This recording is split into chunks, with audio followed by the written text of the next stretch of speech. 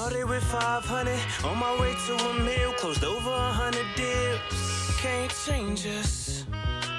It's the game changers.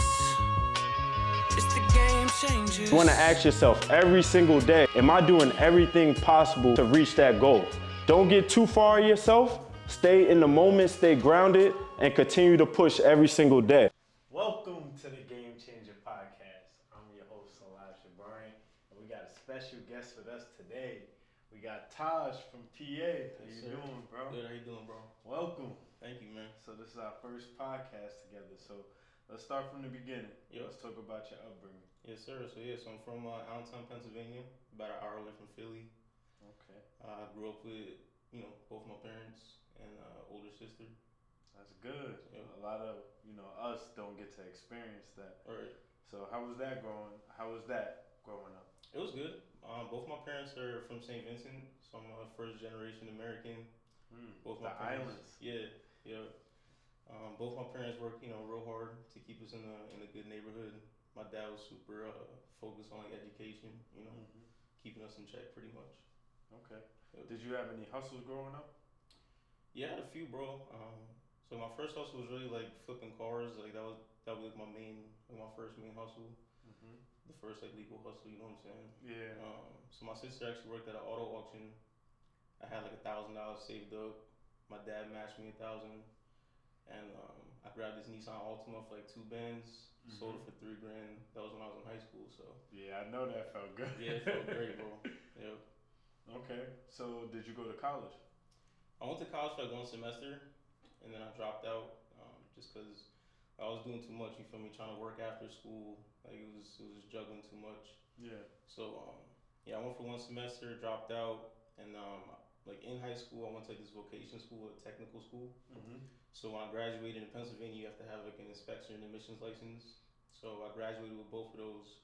So when I left college, I just started working as a mechanic at a Honda. So that was like my first, real job. So your high school allowed you to do that. Yep. That's dope. Yeah. You went to like a private high school, or was it? No, I went to a Mays High School. It's public, but they had it's called LCTI. It's a technical school, so you can go for like electricians, plumbers, automotive. That's dope. Me loving cars, I went for automotive. Yeah. Yeah. All right. So you was doing that for a while. Yeah, I was a mechanic for about, I want to say like 1.5 years. And I just got tired of it, turning wrenches, working with my hands. So after that, I moved to Philadelphia. I got more of like a corporate job where I was doing IT recruiting.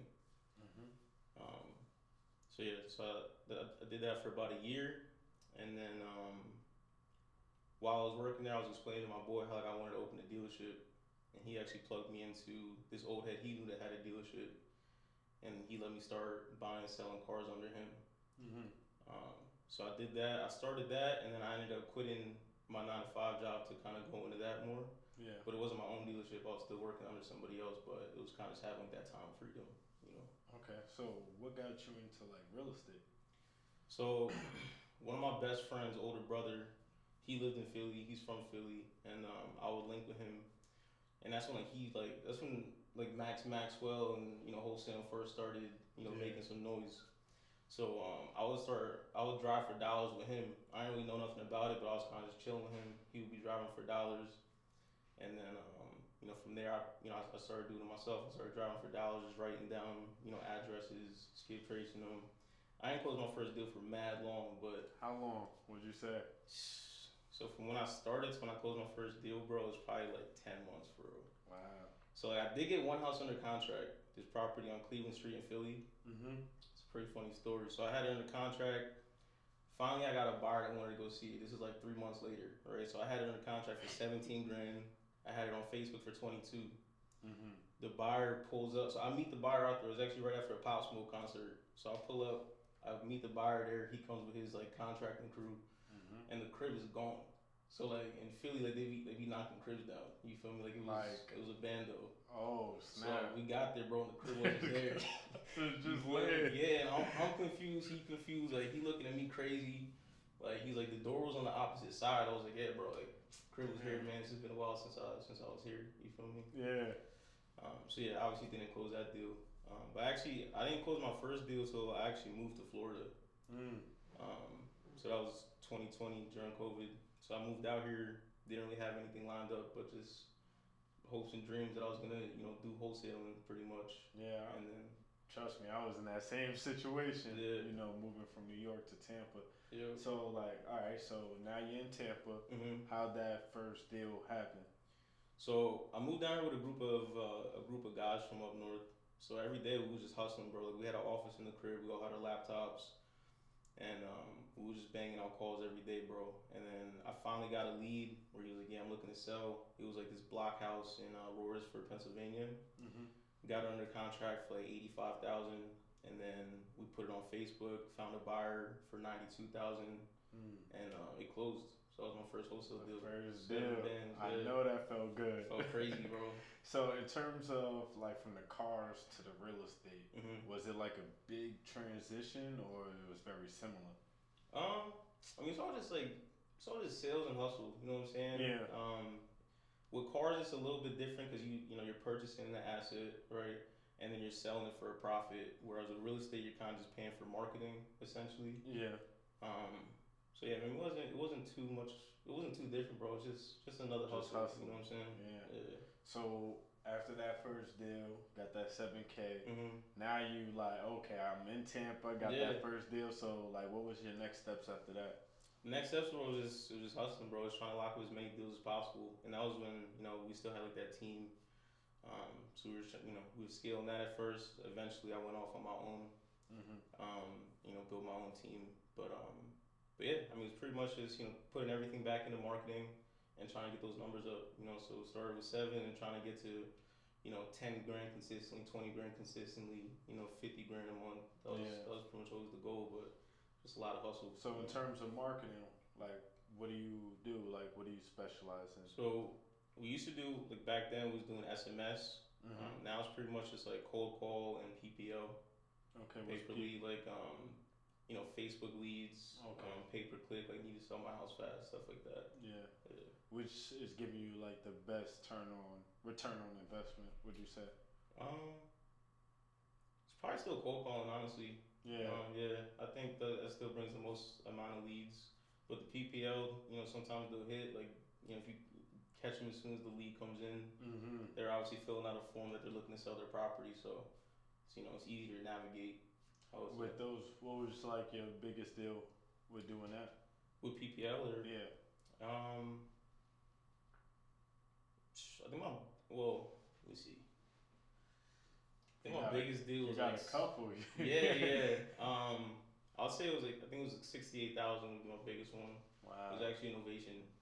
So how did that come about? So so the lead came in. The lady was she was about to lose her house. It was in Tampa. It was worth probably like 600. I got her under contract for like 400, I think at first, and I had to get a price reduction because we had put it on the market. So we put on the market. We got an offer for like less, and we had it locked up. I got like a $70,000 price reduction. How'd you time out? How'd you even do that? So I mean, time is of essence for her, right? So like I had it locked up for like probably 2-3 months until I finally found a serious buyer. Yeah. And she really didn't like have a choice.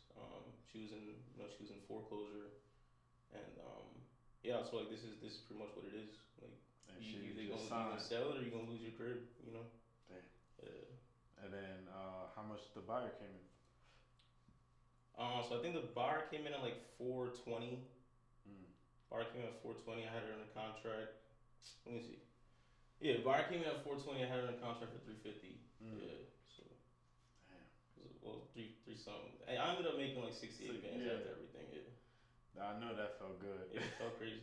And this is like you're not cold calling her, you're not texting her. She's just filling out a form, and then you're reaching out to her from there. Correct. Okay. In terms of that, do you think she's filling out other forms? Is it like the first one to it? It's definitely the first one to it. Especially with like need to sell my house fast. Like like a lead will come in and you pay for it, but I mean, I'm pretty sure that lead goes to mad people. So it's pretty much like how quick you can get to it. Yeah. So what does your real estate look like now? So right now, I mean, obviously I got the car dealership, so I'm not doing it, as actively, but I'm still closing a few deals every month, and that's definitely helped me, scale my dealership tremendously. Okay, let's talk about the dealership. Yeah. Now. So you go from working at a dealership first, right? Doing the real estate. What made you jump back into the dealership? So looking into that. I always loved cars, right? So that's cars is definitely my passion. And I had linked with my one mentor, and he was like, you really trying to wholesale forever, right? And I said, no, I'm not trying to wholesale forever. So he said, what are you really trying to do? I said, I'm trying to open up a dealership eventually, like have a franchise dealership. And he pretty much just told me start taking steps to see how you can do that while you're doing wholesaling, right? So I went on Craigslist and I just started looking up like auto shops, garages, warehouses, lots, and I found this garage in Clearwater. So I signed a lease on it. I had some bread saved up, obviously, from wholesaling. So it took a couple months to get licensed and everything. But once I got the license, I bought like 5 whips. I sold them all like the first week, and then that's pretty much it from there. Wow. Yeah. So okay, five cars that first week. Yeah. Now you got the bread. Do you just double up? Yeah, bro. So that's pretty much all I do. Like I reinvest everything. So I started with 5 cars. I started the dealership last June of 2023. Yeah. So like my biggest month this year of selling cars, I sold 50 cars in March. Month? Yeah, March. Wow. Yeah. So I keep about 50, 60 cars on my lot. And if I sell one car, I pretty much try to double it back, get 2 more cars, and that's kind of how I've been going. Damn, that's dope, bro. Yeah, that's dope. All right, so now, I guess for somebody that's starting out, right? They're 18 years old. They don't want to go to college. They want to either do real estate or invest in a dealership or cars. What route would you tell them to do for their future? If they wanted to do real estate, honestly, real estate is a great tool to get anywhere you want to go. I would recommend everybody at least learn the skill of wholesaling real estate, because that's definitely helped me, grow in my life tremendously as far as, team building, marketing. It's like wholesaling really teaches you how to run a business. Yeah. So I'll definitely, I would say learn how to wholesale, get some money together, and then whether you want to scale your real estate company or whatever other venture you want to do, I'll definitely say wholesaling is definitely a great place to start. So start with wholesaling and then take those profits and then put it into different avenues like what you did. Yep, 100%. Yeah, that's dope. And then you said you got 60 cars on the lot, and within a year? Yeah, bro. So from the time I opened, I've sold over like 500 cars. Damn. Like, where you getting these cars at? Are you auctions mostly. So like Copart, Manheim.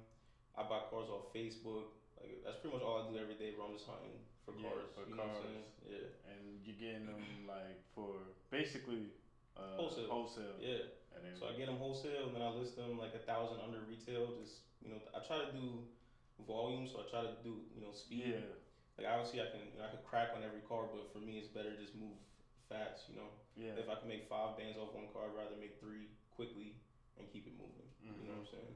And if you're doing 50, yeah, shit, even 20. Yeah, that's good. Not 50, you was going crazy. Yeah, but that was tax time, bro. So yeah, everybody got their tax returns, and I switched up the model a little bit around that time. So I went from doing like super expensive cars where like not everybody can afford. Yeah. So I tried to kind of change my business model to doing more affordable cars, right? So the one thing I specialize is in called buy here, pay here.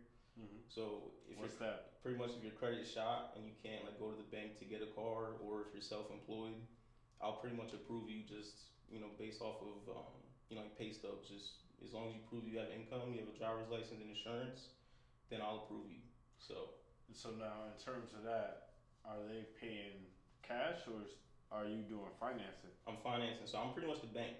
Okay. Right. So you put say you put $1,500 down, and then we do, obviously you gotta pay interest. Borrowing money's not free. Yeah. But I'll do 6 month, 12 month, 18 month, 24 month term with interest. They pick their term, and then I'm essentially the bank. So you pay me every month All the cars have a GPS in them, so if you ever stop paying, I go back and collect it.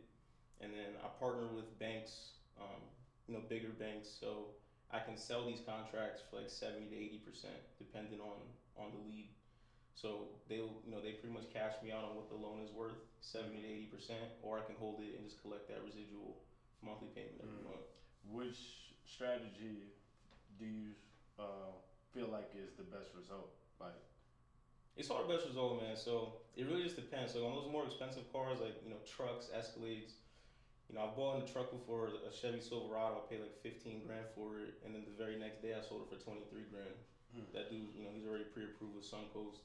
So that stuff like that does happen. That feel good. Stuff like that does happen, but then with the buy here pay here, it's just if you come to my lot, you're leaving in a car pretty much. It's not a matter of like, can I get you approved? Like, you're approved. You feel me? So that's been working out for me more, just because you get the residual income, or you can sell it in bulk and get way more than the car would have been sold for. Do you get situations where the people don't pay? Yeah. How quickly do they do it? Is it like, all right, I'll buy it right now, and then a month later, do you get? Nah, they typically wait a little bit. I've had it where like they didn't pay the first month, and I just go grab it. I don't want to repo nobody's car. Yeah. So I always have I have my VAs like reach out to them and let them know their payment's coming up. And if they don't make the payment, I still give them some grace period. But then if you just double me, then I'm sending the repo man to come pick it up. Yeah. Cause that would be my fear. Like, all right, you say you don't got it or can't pay cash. You say you do payment, but a lot of people don't like to pay those payments. They don't want to pay their bills. So. Nah, absolutely, man. Yeah. And repossession is definitely super high. That's how dealers are able to get great inventory. A lot of it comes from repos, from bigger banks. Okay.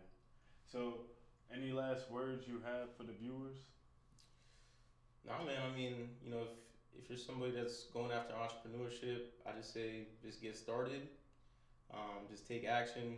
I wouldn't try to get, I call it analysis paralysis, where you try to know everything before you start. You're gonna learn, doing the things you're trying to do. You're gonna learn the game, while you're in it. You're gonna make mistakes. You're gonna learn from the mistakes. So if you're trying to be an entrepreneur, man, just take action. Just jump off that cliff. Yeah, man, just do it. Grow your wings all the way down. Yep. If you want the plan on how to flip land, you know where to come. Game changer.